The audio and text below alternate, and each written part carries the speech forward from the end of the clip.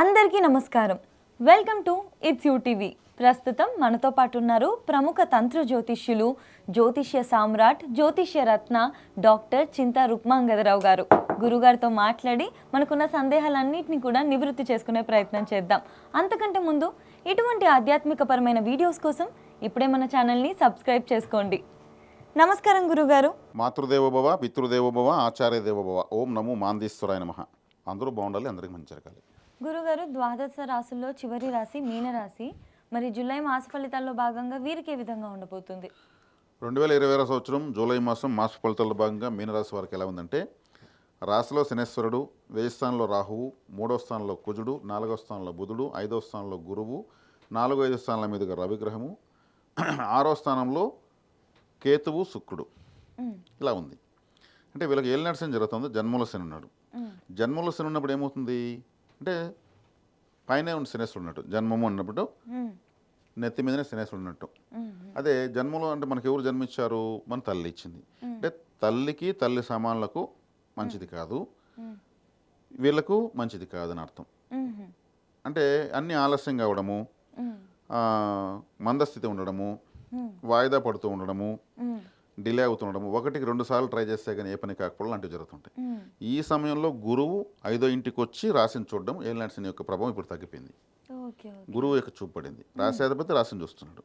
10వ స్థానంలో రాహు ఉన్నాడు. 10వ స్థానంలో రాహు ఉంటే మంచిది. 12వ స్థానంలో రాహు మంచోడే. అంటే విదేశాలకు వెళ్ళాలనుకున్న వాళ్ళకు, దూర ప్రాంతాలకు వెళ్ళాలనుకున్న వాళ్ళకు, వివాహం చేసుకోవాలనుకున్న వాళ్ళకు రాహు 12వ ఇంటి ఉంటే మంచిది. అంటే 12వ స్థానం మనం పడుకుని నిద్రపోయేటువంటి స్థానం. ఆ రాహువు శుక్రుడు భోగకారకులు. అంటే బెడ్రూమ్ అంటే భోగస్థానమే. అక్కడ ఆ కారకులు ఉండడం మంచిది. అందుకే వివాహం చేసుకుంటే మంచిదని చెప్పడానికి కారణం అదే.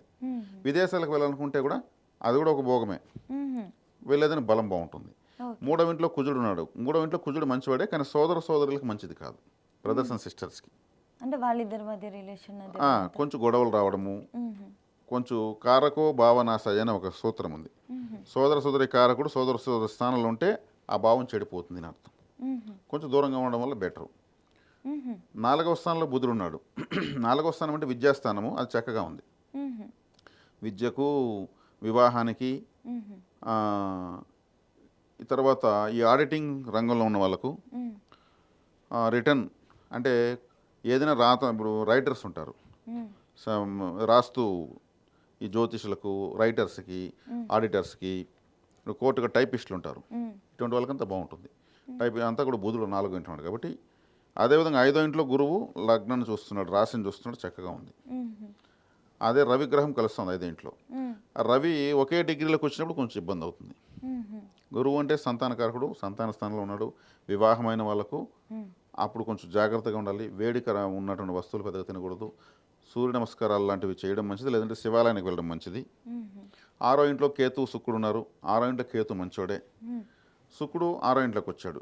ఈ రాశికి శుక్రుడు తృతీయ అష్టమాధిపతి షష్టమంలో ఉండడం మంచిది. దుస్థానంలో ఉండడం మంచిది. చెడ్డవాడు చెడిపోతే మనకు మంచిదే కదా. మన శత్రువుకి ఏదైనా హాని జరిగితే మనం హ్యాపీగానే ఫీల్ అవుతాం. వాడు ఒక 6 నెలలు బెడ్ రెస్ట్లో ఉండి మనకు కొంచెం హెడ్ఏక్ తగ్గింది అనుకుంటాం. అలా అష్టమాధిపతి షష్టమంలోకి వచ్చాడు, అది మంచిది. ఈడు ప్రధానంగా తీసుకోవాలంటే ఏదైనా వ్యతిరేక గ్రహాలు ఏదైనా ఉన్నాయంటే రవి, కుజుడు, బుధుడు న్యూట్రల్ అంటే స్వస్థానంలో ఉన్నాడు కాబట్టి మనం పెద్దగా హాని చేయడు. ఇంకా ఏలినాటి శని ప్రభావం తగ్గిపోయింది. ఇప్పుడు మీనరాశి అంటే ఏమి? సముద్రంలో వెళ్ళే పడవ, చేపలు ఇవన్నీ వస్తాయి. ఇప్పుడు మీనరాశి వాళ్ళు చేపలు తినకూడదు. వాళ్ళు రాసిన వాళ్ళే తిన్నట్టు అవుతుంది. నెలకు 2 చేపలు 3 చేపలు బతుకుండేవి మార్కెట్లో వాడు చంపడానికి సిద్ధంగా ఉండేవి తీసుకుని వెళ్ళి వాటికి మళ్ళీ ప్రాణం ఇచ్చేస్తే రాశి యాక్టివేట్ అవుతుంది. మధుర మీనాక్షి అమ్మవారి ఆలయానికి వెళ్ళొస్తే రాశి యాక్టివేట్ అవుతుంది. సముద్ర తీరాల్లో ఉన్నటువంటి పుణ్యక్షేత్రాలకు వెళ్ళొస్తే మీనరాశి యాక్టివేట్ అవుతుంది. సముద్ర తీరాల్లో ఉన్న పుణ్యక్షేత్రాలు కన్యాకుమారి, రామేశ్వరము, తిరుచెందూరు, త్రివేంద్రము, ఇవన్నీ కూడా మీనరాశికి. అంటే సముద్ర తీరాల్లో ఉండే వేల సంవత్సరాల ముందు టెంపుల్స్ ఇవన్నీ.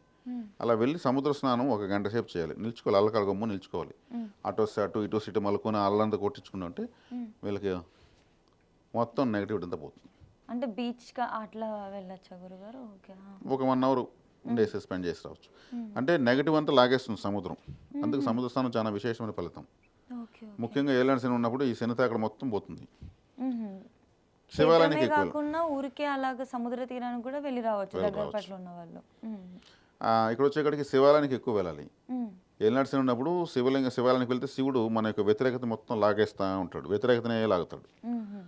ఇంతకన్నా ఈజీ పరిహారం ఇంకోట్లేదు. అవునవును. చక్కగా వెళ్ళి ఆడకు 24 నిమిషాలు, 48 నిమిషాల్లో. 48 నిమిషాలు అంటే 2 గడియలు, 24 నిమిషాలు అంటే 1 గడియ. ఓకే. ఆ, ఒక 5 దీపాలు కానీ 11 దీపాలు కానీ ఉమ్, వెలిగించడం మంచిది.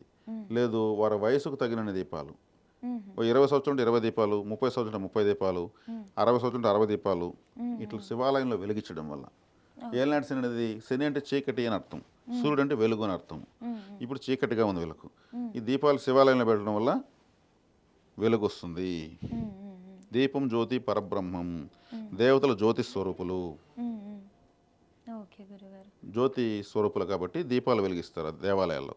కాబట్టి ఇవన్నీ ఈజీ పరిహారాలు. ఇవి చేస్తే ఆటోమేటిక్గా ఇప్పుడు మనకు ఇంట్లో కరెంట్ ఆఫ్ అయిందంటే ఉమ్, మనము ఆ, ఒకవేళ కరెంట్ వచ్చింది లేదా బయట వెళ్ళి వచ్చాము, లైట్లు ఆఫ్ చేస్తున్నాం, చీకటిగా ఉంటే ఏమీ కనిపించకపోయినా కరెక్ట్గా స్విచ్ బోర్డు గడిపి లైట్ వేస్తాం.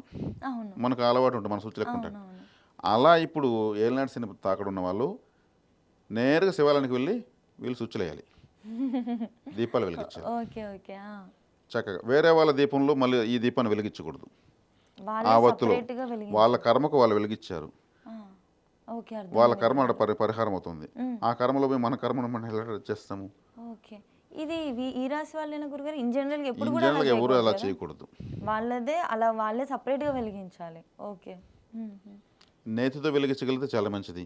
ఉమ్, ఉమ్, తర్వాత నువ్వుల నూనె, కొబ్బరి నూనె, ఉమ్, ఇంకా 5 రకాల నూనెలు ఎన్నెన్నో వాడుతూ ఉంటారు. ఏదైనా జ్యోతులు వెలిగించడం చాలా మంచిది. ఉమ్, దీపాలు వెలిగించి ఆ మధ్యలో వచ్చే ఆ వాసన బ్రీతింగ్ చేయడం వల్ల కూడా ఉమ్, ఉమ్. చాలా గ్రహ పరిహారం జరుగుతుంది. ఓకే. ఓకే గురుగారు. ఉమ్, శివాలయంలో శివశక్తి ఆలయం మొత్తం ప్రసరిస్తూ ఉంటుంది సూక్ష్మంగా. ఉమ్. ఒక గంట సేపు ఉంటే శివశక్తినే కదా పీలుస్తాము. అవును. శివశక్తిని పిలిస్తే మళ్ళీ ఏలాంటి శని ఉంటుంది, కరెక్ట్. కరెక్ట్. పట్టోపరకు ఉండదు. ఉమ్, గ్రహాలు ఆయన శివుడి యొక్క ఆధీనంలో ఉంటారు. ఉమ్, ఉమ్. శివాలయంలో నవగ్రహ మండపం ఉంటుంది, ఇంకే ఆలయంలో ఉండదు. ఓకే. ఓకే. ఆ, ఆయన కంట్రోల్లో వీళ్ళు ఉంటారు కాబట్టి. ఓకే. ఓకే. కాబట్టి ఏలినాటి శని ఉన్న వాళ్ళు ఉమ్, శివాలయాన్ని కానీ రెగ్యులర్గా వెళ్ళడం వల్ల ఏలినాటి శని పనిచేయదు. చెప్పుకోవడానికి ఉంటుంది కానీ పనిచేయదు. ఓకే. ఓకే గురుగారు, వీళ్ళకి ఆర్థిక పరంగా ఎలాగ ఉంటుంది? ఆర్థిక పరంగా కొంచెం కేర్ఫుల్గా ఉండాలి. ఉమ్, కానీ ఈ ఏలినాటి శని ఉన్నప్పుడు ఎక్కువ పెండింగ్లు అవుతాయి, ఉమ్, గురుబలానికి సంబంధం లేదు. ఉమ్. ఏలినాటి శని ఉన్నప్పుడు ఎందుకు పెండింగ్లు అవుతాయంటే శనేశ్వరుడు ఖర్చు పెట్టిచ్చేస్తాడు. అప్పులు చేయించడము, డబ్బు ఇబ్బందులు. లేకపోతే అప్పు చేపిస్తాడు, డబ్బు ఉంటే ఉన్నదాన్ని ఖర్చు పెట్టిచ్చేస్తాడు. ఓకే. ఓకే. ఉమ్, ఉమ్, అప్పుడు ఏమవుతుంది, ఈయన ఆ డబ్బు లేకపోతే ఎలా ఉంటుందో నేర్పిస్తాడు. ఉమ్, ఉమ్, కానీ ఒక శుభకార్యం జరిగితే ఎలా ఉంటే జీవితం సెట్ అవుతుందో జీవితంలో సెట్ చేస్తాడు పెళ్లి చేసి. ఉమ్, ఉమ్, ఈ డబ్బుల పరంగానే ఖర్చు పెట్టిస్తాడు. ఉమ్, ఉమ్. అప్పుడు దానికి మళ్ళీ అన్నీ చూపిస్తాడు. నేర్పించేటువంటి గ్రహం శనేశ్వరుడు. ఓకే. జీతం ఇవ్వడు, జీవితాన్ని ఇస్తాడు. ఉమ్, ఉమ్, జీవితం శాశ్వతం, ఉమ్. జీవితం తాత్కాలికం. అవునవును. కాబట్టి శనేశ్వరుని ఎప్పుడు కూడా మనము శని అని, ఉమ్, ఉమ్. ఇంకెవరైనా శని పట్టినామని అలాగా అనకూడదు. ఆయన దేవత, కర్మకారకుడు, శనేశ్వరుడు, శని భగవానుడు అనాలి. ఓకే. ఆ విధంగా జీవితం నేర్పించే గ్రహం ఎవరు లేరు. ఉమ్. ఆయనే కానీ లేకపోతే ఎవరికి జీవితం లేదు. అవునవును. కరెక్ట్. అన్ని గ్రహాలు జీతం ఇచ్చి ఏమరుస్తాయి, ఉమ్, ఉమ్. ఈయన జీవితాన్ని ఇచ్చి నిలబెడతాడు. కరెక్ట్. కరెక్ట్. ఇది ఎంత కష్టాలు ఎంత చూపించి. ఎక్కువ చెప్తే అంత తక్కువ చెప్పినట్టే శని భగవాన్ గురించి. ఉమ్, ఉమ్. అది ఓకే గురుగారు. గురుగారు, వీళ్ళకి ఆరోగ్యపరంగా? ఆరోగ్యపరంగా తీసుకుంటే కాస్త నలతగానే ఉంటుంది. ఉమ్, శని నరాలకు ఎముకలకు కారకుడు కాబట్టి. ఉమ్, అదేవిధంగా జన్మలో ఉన్నాడు కాబట్టి సరిగ్గా నిద్ర పట్టకపోవచ్చు. ఉమ్, 12లో రాహు ఉన్నాడు కాబట్టి కొంత బెటరు. ఉమ్, అదేవిధంగా కాలభైరవ ఆరాధన చేయాలి. శనేశ్వరుడు ఒక గురువు కాలభైరవుడు. ఉమ్, వీధి కుక్కలకు ఫుడ్ పెట్టడము, కాకులకు ఫుడ్ పెట్టడం మంచిది. ఉమ్, ఉమ్. కాకి ఏదైనా మన ఇంటికి ఈ టైంలో కానీ వచ్చి తినేదానికి వస్తే తరమకూడదు. ఓకే. అది హ్యాపీగా ఎత్తుకుని పోతుంటే ఇంకా హ్యాపీగా పెట్టాలి. ఉమ్, ఉమ్. కాకి ఏదైనా ఎత్తుకెళ్ళిందంటే మనకేదో ఇంట్లోకి వస్తూ ఉంది మంచి అని. ఓకే. అది గింజలు ఎత్తుకెళ్ళిందంటే మనకు బస్తా బియ్యం వస్తున్నాయని అర్థం. ఉమ్, ఉమ్. దాని తరమేమంటే ఇంకా వచ్చే ఇది కూడా రాకుండా ఆగిపోతుంది అర్థం. ఓకే గురుగారు. చాలా వెరీ వెరీ పాజిటివ్ బర్డ్ ఉమ్, ఉమ్. కాకి. ఉమ్, ఉమ్. అది 10 తన సహచరులను పెట్టుకునే తింటుంది. ఉమ్, ఉమ్. సో ఎప్పుడు అసలు తరమ. అవి తన సహచరులు కలుపుకొని తిరుగుతూ ఉంటుంది. ఓకే. అటువంటి అద్భుతమైన వాహనం శనేశ్వరుడికి ఉంది. ఉమ్, ఉమ్. కాబట్టి కాలభైరవ ఆరాధన అంటే కాలాన్ని నియంత్రించేవాడు అర్థం. కాలభైరవుడు ఉమ్, ఉమ్. వాల్ క్లాక్ని ముందుకు తిప్పుతాడు, వెనక్కి తిప్పుతాడు, ఆపేస్తాడు. ఆయన కాలభైరవుడు శనేశ్వరుడు గురువు. ఓకే. అష్టకం చదవడం, వేది కుక్కలకు ఫుడ్ పెట్టడం మంచిది. ఓకే గురుగారు. వీధి కుక్క లేదు చెప్పు. వీధి కుక్కలు ఎవరు అన్నం పెట్టినా పెట్టకపోయినా తమ ఆహారం తాము వెతుక్కుంటూ ఉంటాయి. ఎవరేం పెట్టినా తీసుకుంటుంటాయి.